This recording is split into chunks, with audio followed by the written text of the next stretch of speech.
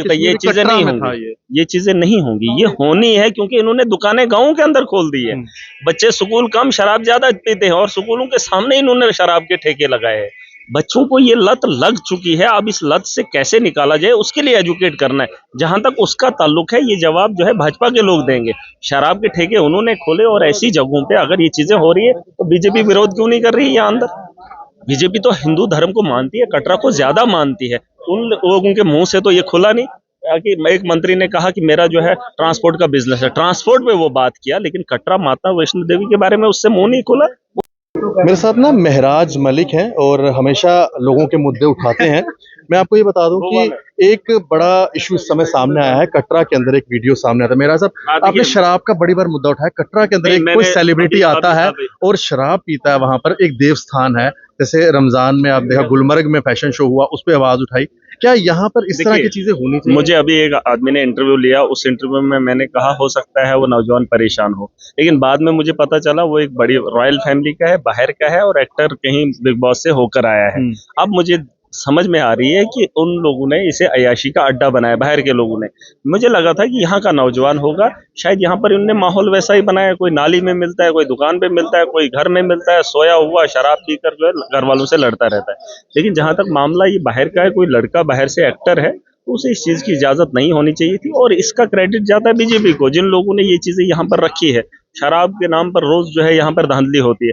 शराब को बैन कहाँ किया जा रहा है, यहाँ पर इसको बढ़ावा दिया जा रहा है। और शराब के अंदर बहुत बड़ा माफिया है।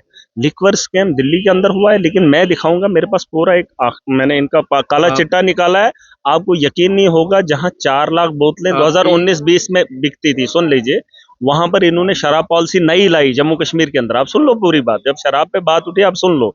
शराब से नौजवानों को सिर्फ नुकसान नहीं हुआ है, गवर्नमेंट एक्सचेकर को भी लूटा गया है। जो रेवेन्यू शराब से आता था, उस रेवेन्यू पे भी जो है ठप्पा लगाया है। मेरे पास पूरा रिकॉर्ड है 2012 से लेकर टिल 2025-26 तक। इसमें अगर आप देखेंगे, जब यहाँ पर टेंडरिंग नहीं हुई थी, ठेका किसी और को नहीं दिया था। आज के दौर में शराब के ठेके चलाने वाले बाहर के लोग हैं, जम्मू के कुछ लोगों को दिया है, तो बस उस पर नाच हो रहा है। धर्म स्थल के ऊपर ऐसा, हाँ, मैं ये होटल जम्मू में, आपको क्या लगता है ये चीजें नहीं होंगी? ये चीजें नहीं होंगी, ये होनी है क्योंकि इन्होंने दुकानें गांवों के अंदर खोल दी है। बच्चे स्कूल कम शराब ज्यादा पीते हैं और स्कूलों के सामने इन्होंने शराब के ठेके लगाए हैं। बच्चों को ये लत लग चुकी है, अब इस लत से कैसे निकाला जाए उसके लिए एजुकेट करना है। जहां तक उसका ताल्लुक है, ये जवाब जो है भाजपा के लोग देंगे। शराब के ठेके उन्होंने खोले और ऐसी जगहों पे अगर ये चीजें हो रही है तो बीजेपी विरोध क्यों नहीं कर रही है यहाँ अंदर? बीजेपी तो हिंदू धर्म को मानती है, कटरा को ज्यादा मानती है। उन लोगों के मुंह से तो ये खुला नहीं कि एक मंत्री ने कहा कि मेरा जो है ट्रांसपोर्ट का बिजनेस है, ट्रांसपोर्ट पे वो बात किया, लेकिन कटरा माता वैष्णो देवी के बारे में उससे मुंह नहीं खुला। उन लोगों से भी उगलवाओ ना, वो बोलेंगे, जब वो बोलेंगे तो उनको पूछो कि शराब के ठेके किसने लाए, उनको एलो किसने किया, एडमिनिस्ट्रेशन इसकी होटल के अंदर कैसे शराब पहुंची? होटल में तो चेकिंग होती है, आप भी जाते हैं तो आपका भी सामान चेक होता होगा, तो शराब बिना चेक किए अंदर? उस जगह पे जो है बैन है, उस जगह पे तो बैन है, तो उन लोगों ने कैसे ली? एडमिनिस्ट्रेशन से पूछो, पुलिस से पूछो ना।